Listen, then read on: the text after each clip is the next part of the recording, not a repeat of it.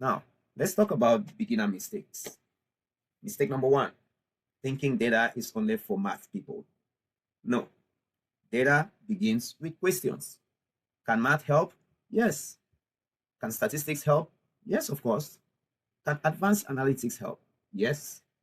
But the beginner starting point is not advanced math. The beginner starting point is what happened? What changed? What do we need to know? What decision are we trying to make? Okay.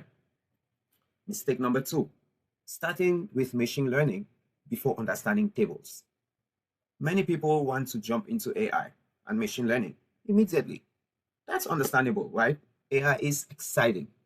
But before machine learning, learn tables, learn rows, learn columns, learn clean data, learn filtering, learn grouping, learn joining, learn summaries.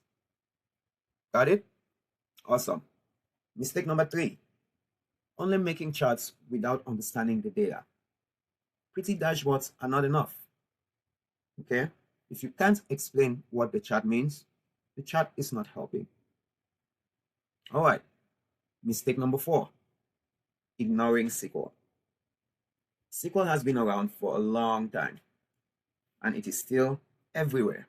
So it appears in data jobs, software jobs, business jobs, cloud systems, reporting tools, cybersecurity tools, and backend applications. Do not ignore SQL. Now, mistake number five, not connecting data to real decisions. A good data project should answer a question, not just display numbers. So when you build your data projects, think about what questions you're trying to answer. There's one more thing beginners should understand early. Bad data creates bad decisions. If names are misspelled, dates are inconsistent, duplicates exist, columns are unclear, or private information is exposed, your analysis becomes risky. So, data work is not just about writing queries. It's also about accuracy, privacy, and responsibility. If you're working with real people's data, you have to be very careful. Do not expose private information. Do not share sensitive data publicly. Do not use real customer names or real students, patients, or employee information in a portfolio project without permission. For beginner projects, use sample data, use public data, or fake data. The goal is to show your skills without putting anyone at risk. Now, let's make this practical. Here are beginner-friendly projects you could jump on. Project number one, a job application tracker. You can track the company, the role, the date applied, the platform, be it LinkedIn or Career Builder, the role, date applied, platform, like we said, resume version you used, response status, interview stage, follow-up date, and the final result. Then you can ask questions like, how many jobs did I apply to this month? Which resume version got the most responses? Which job titles are responding more? Which platforms are giving me better results? That is a real project. Okay. Project number two, a YouTube analytics tracker. You can track YouTube video titles, publish date, views, click-through rate, average view duration, watch time, comments, subscriber gains, topic category. Then you can ask questions like, which topics perform best? Which videos bring subscribers? Which titles get better clicks? Which videos have strong watch time? That's a simple project if you have a YouTube channel. Now, project number three, student progress tracker. This is a good one. You can track the course, the topic, the hours studied, completion status, the quiz score, project completed, and the next step. Then you could ask questions like, which courses are completed? Which learners need support? Which topics are taking the longest? Which learning path is working best? Now, project number four, a budget tracker. Money, right? You can track income, you can track expenses, you can track categories, you can track the month. You can track payment method. You can track recurring bills. You can even track savings. Then you could ask questions like, which expense category is growing? How much did I spend this month? What can I reduce? What is my savings trend? Now, project number 5 is cybersecurity log review. Here, you can track the username, the login time, the location, the device, the status, failed attempts, suspicious flags, and so on. Then you could ask questions like, which users have repeated failed logins? Which locations look unusual? Which login times look suspicious? And which accounts may need a review? Now, let's move on to project number 6. A small business database, for instance, would be able to track customers, orders, products, payments, delivery status. Then you could ask questions like, which products sell the most? Which customers are returning? Which orders are pending? Which month had the highest sales? Make sure you remember, start small, ask useful questions, show your results clearly. That is how a beginner project becomes a portfolio project.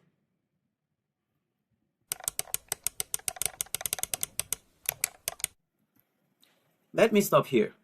Before you build a data project, ask this: what question does this project answer? Not what tool am I using? Also ask, what question am I asking? What question am I answering? For instance, which videos perform best? Which applications got responses? Which students need support? Which products are selling? Which logins look suspicious? Which expenses are growing? Which skills appear most often in job descriptions? That is how data becomes useful. A project that answers a real question is stronger than a project that only says, I use SQL. Employers, clients, and collaborators want to know, what problem did you solve? What did you find? What decision did your data support? Now, pause here and comment. Are you learning SQL for data, work, school, dashboards, cybersecurity, cloud computing, career change, business, content creation, or you're not sure? Your answer will definitely help you choose the right project. Now, if you are completely new, that's totally fine. Just comment that you're a SQL beginner. That tells me you're starting from the foundation. There's no shame in that. Remember, everybody starts from somewhere. Now, let's walk through a simple example.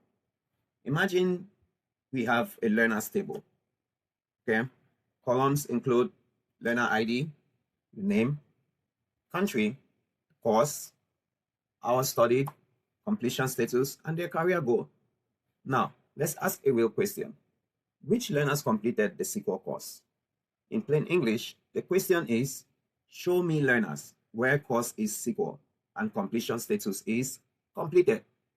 Now, in SQL, you write it like this: select name, country, career goal from learners where course is equal to SQL and completion status is equal to completed. Now, another question for you. Which countries have the most learners? Interesting one. In SQL, you would write select country, count, empty parentheses, open and close, from learners, table, group by country, order by, count, parentheses, as well as DESC. Now, another question. What is the average study time by courses? In SQL, you use the select keyword, course, AVG for average, and hours studied in parentheses. From learners, when you go by course. Notice what is happening here. We are not memorizing random commands. We are translating human questions into structured questions. That, my friends, is the key. Human question first, SQL query second, insight third.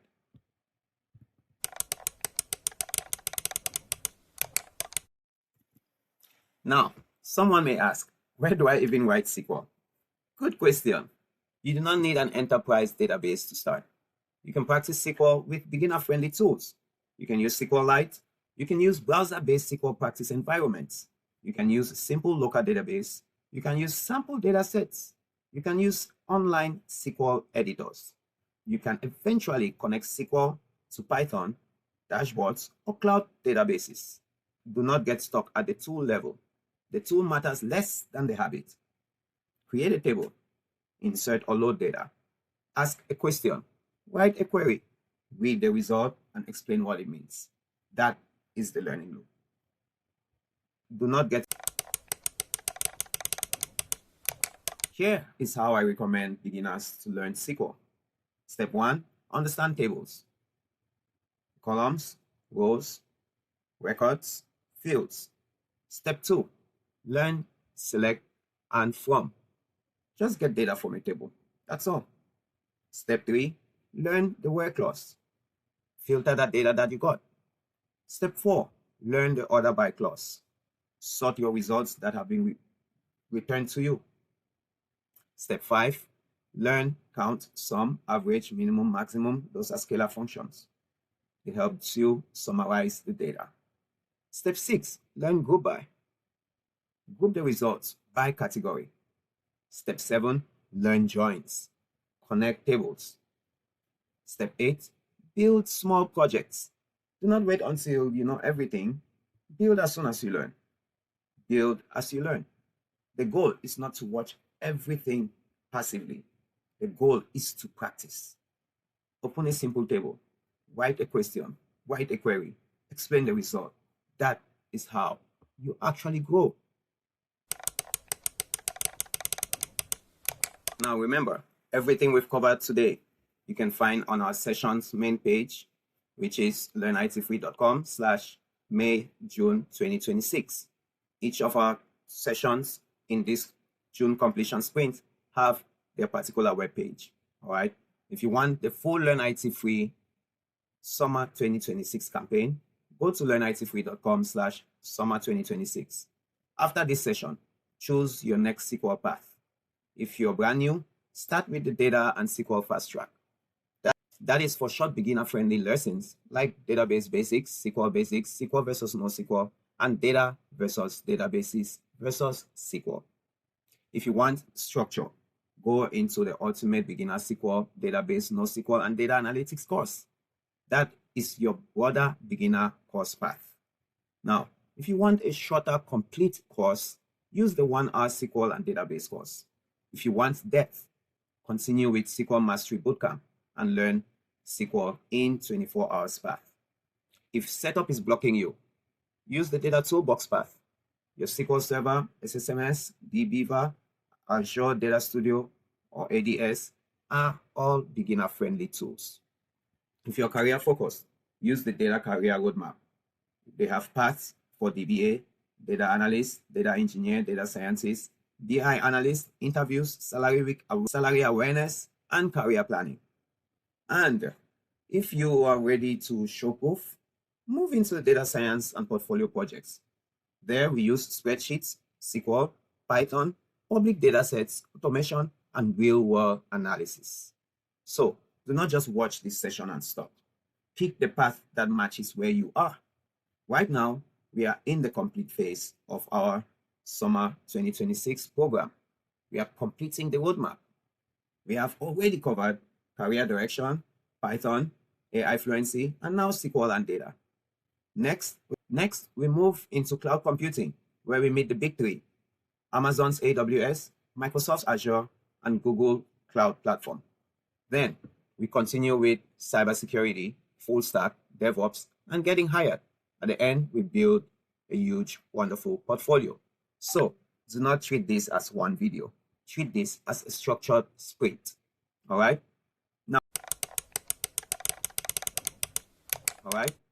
Now, let's recap. Data is recorded information. SQL helps you ask questions from databases. Analytics helps people make decisions. Tables have rows and columns. Rows are records. Columns are fields. SQL starts with select, from, where, order by, group by, join. Spreadsheets are going to help you start. Dashboards are going to help you communicate. Python will help you automate and analyze. Cloud tools help you scale.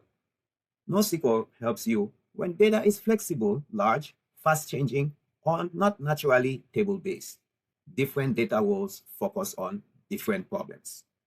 Data analysts answer questions for businesses. BI analysts, they build dashboards and reports. DBAs, they manage database performance, security, backups, and reliability, while data engineers build pipelines. Data scientists, they work with statistics, prediction, experiments, and models. AI and machine learning engineers, they turn intelligent systems into usable applications. Security data analysts work with logs, alerts, and threats. But foundation is still the same. Ask better questions. Organize the data. Query the data. Explain the insight. Build projects that solve real problems. A good data project does not just say, I use SQL. A good data project says, I use SQL to answer a real question. In our next session, we move into cloud computing with the big three, AWS, Azure, and Google Cloud. That matters because once you understand data, apps, and systems, you need to understand where modern technology actually runs. Cloud platforms host applications. They store data. They run databases. They power AI services. They support cybersecurity tools. They manage identity. They track performance and scale systems around the world. So today's SQL and data foundation helps you understand why cloud platforms actually do matter. Because cloud systems do not just run apps. They also store, move, process, protect, and analyze the data. That is why this order matters. From our roadmap, Python, AI fluency, SQL and data, cloud computing, we are building layer by layer. So here is your assignment. Create one simple table idea for a project. Add at least 10 rows of sample data. Then write 3 questions you would ask from that data. For instance, a job application tracker. One question would be, which companies responded? Another question would be, which job titles led to interviews? A third question could be, which resume version performed best? Take screenshots of your table, your questions, and your results. That becomes the beginning of your first SQL portfolio project. Now, comment below, what project are you going to build? Also, make sure you subscribe to our channel if you are building real tech skills with free, structured, beginner-friendly training. Watch the next video in our June completion sprint playlist. And remember, you do not need to know everything before you begin. Start with one table. Ask one useful question. Write one simple query. Build from there. This is Learn IT Free. We are not just watching tech. We are completing roadmaps. We are earning credentials. We are building projects. We are creating futures. Complete, certify, create. This is Vitus DK, and you already know.